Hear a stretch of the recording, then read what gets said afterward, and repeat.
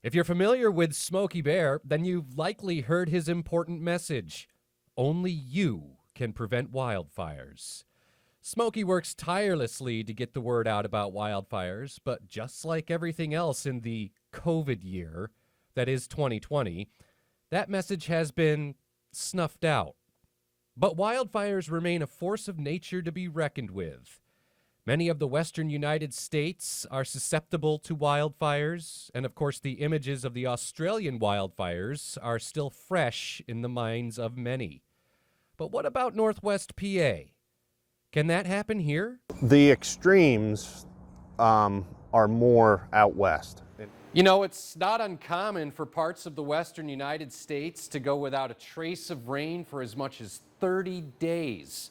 Here's a look at the drought monitor, and you can see across the western United States we have lots of splotchy red and orange colors. I know it's hard to see, but if you look up here on the legend, that's severe, extreme, and exceptional. You can see across parts of Colorado and the Intermountain West dealing with a severe drought right now. So obviously, weather plays an important role, but there are a few variables that are particularly important. And weather's very, very important. We watch trends with weather, dew points, relative humidity, temperature, and wind. Well, if you've lived in northwestern Pennsylvania for any length of time, then you know about the various microclimates in this region. Take, for example, Erie County. North of I-90 and near the Lake Erie shoreline, the weather can be totally different compared to interior sections of Erie County. Now take it a step further. Northern Erie County to, say, Forest County. Weather conditions can vary even more. Within the district, which covers all northwest Pennsylvania, the Corn Planter Forest District, the Erie, Crawford, Venango, Forest, and Warren counties, it could be different from one end of that district to the other as well. We can still have snow cover in Erie County, and in southern Forest County is primed to burn. So we're watching the local weather patterns a lot, and we use remote weather stations and monitor those on once things really dry out on an hourly basis. We keep track of that, and also we have our other foresters within the district that are educated in fire and trained in wildfire. They'll take on-site weather and report it back to the district office. That is where folks like Jim Edwards play an important role. Jim is the fire warden for Union Township and tells us about some of his experience with wildfires. And I've been on so many fires where it started out with a small contained fire. They turned their back for a half a second, the wind picked up for a second, and it blew papers or whatever happens to be in there into the grass, and then off it goes. But we have had rain recently, so no big deal, right? Jim says not so fast.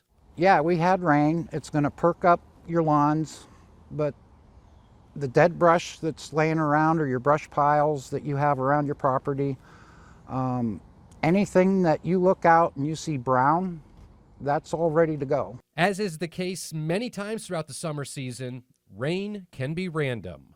You may have a lot of rain in one section, say Union City. You go to Wattsburg or Waterford, and it's a totally different setup. They didn't get the rain. They've just got a nice day, and their fuels are still on the moderate to high side of fire danger. You may have heard Jim mention fuels just now, but it is not fuel in the literal sense. So what are fuels with respect to wildfires? Yeah, we're talking about fuels. I mentioned fuels a little bit earlier, and what exactly wildfire fuels are. It's anything that's laying on the forest floor, and that includes leaves, brush, sticks, and large logs, even standing dead trees. In Pennsylvania, we're lucky when our trees green up, they hold a lot of moisture, so we don't get a lot of green fires in green trees, but conifer trees, pine trees, and things like that, spruce trees are more flammable, and that's considered a fuel as well. Another important piece of the puzzle when it comes to wildfires is snowpack. We only had 67 inches for the entire winter season. But why is that important? this year we didn't have much of a snowpack, so the leaves weren't compressed down under a lot of snow. They were light and fluffy like they are right here, and they dry out quicker. There's more surface area of this fuel being exposed to the dry conditions. When it's light and fluffy, it dries out a lot quicker and it'll burn really quickly. Due to the COVID-19 pandemic, a lot of the fire prevention seminars are on hold until further notice. So it is important to be aware of your surroundings as you are spending time outdoors, say around a campfire. So prevention is very, very important.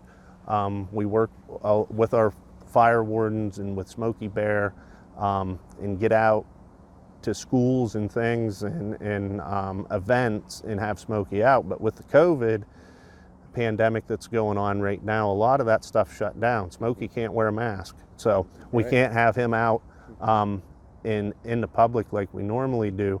If you are out, you have a campfire, make sure you wet it down, stir it, wet it down. And also, don't forget what Smokey Bear says, only you can prevent wildfires. Meteorologist Craig Flint, Jet 24 Action News.